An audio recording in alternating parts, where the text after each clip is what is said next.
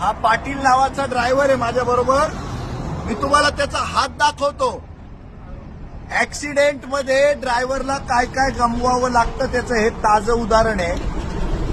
पोलिसांना मी असं कधीच म्हणणार नाही दंड आकारणी करू नका, कारण दंड आकारणी करणारे त्या लोकसभेत बसलेले चोर भामटे आणि त्यांचा तो मंत्री आहे.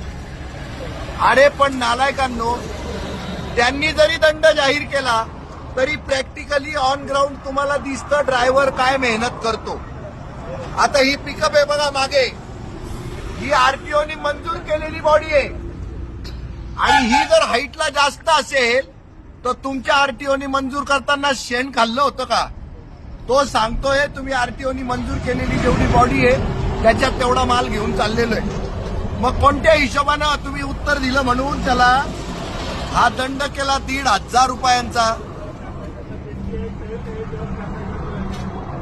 म्हणजे पांढरे पगडे या ड्रायव्हर लोकांना काय काय करावं लागतं माहितीये का? लोकल गुंडे, गावातले गुंडे बदमाश,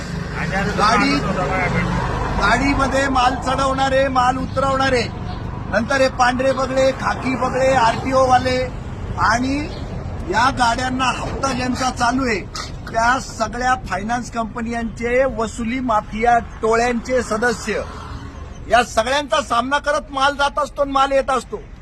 हे देश चालवतात देश. हे चाक चाललं नाही तर माझा देश चालणार नाही. तर यांना सहानुभूतीपूर्वक विचार करत फाईन टाकत चला.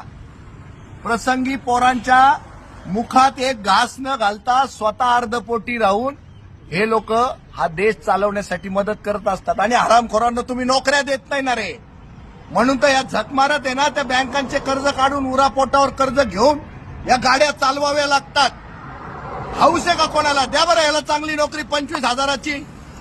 नाही चालवणार तो तुमची गाडी, नाही चालणार तुमचा देश. अरे नालायकांनो, तुम्हाला वर्द्या मिळाल्या, पक्के पगार मिळाले ना. आता काय 8वा आयोग, 8वा वेतन आयोग, 7वा तर दिला, तुमच्या बापाची 4थी, आता 9वा वेतन आयोगही लागेल तुम्हाला. आणि वरनं हे टेबलावरून टेबला घालूनही पैसे खायला घालायचे. अरे थू तुमच्या पोलिसिंगवर. कसं पोलिसिंग पाहिजे? या माणसांच्या काही गोष्टी चेक कराल का नाही? काय झालं होतं सांग रे?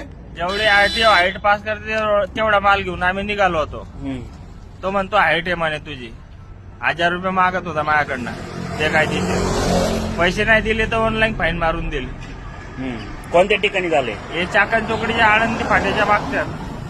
या नाशिक पुणे रस्त्यावर जागोजागी, आंबेठाण चौक, जागोजागी हे पांढरे बगळे ना रस्ते अडवून या सगळ्या माल वाहतूकदारांकडनं पैसे खातात. दुसरी गोष्ट, माल भरणाऱ्या हरामखोराला पाहिजे जास्तीत जास्त माल व्हायला गेला पाहिजे कमीत कमी भाड्यामध्ये. तुम्ही त्याला दंडित करा. माल भरणाऱ्याला दंड झाला पाहिजे. नितीन गडकरी साहेब, माल जो जास्त टाकतो ना गाडीत त्याला दंड करा. गाडीवाल्यांना नाही, ट्रान्सपोर्टवाल्यांना नाही.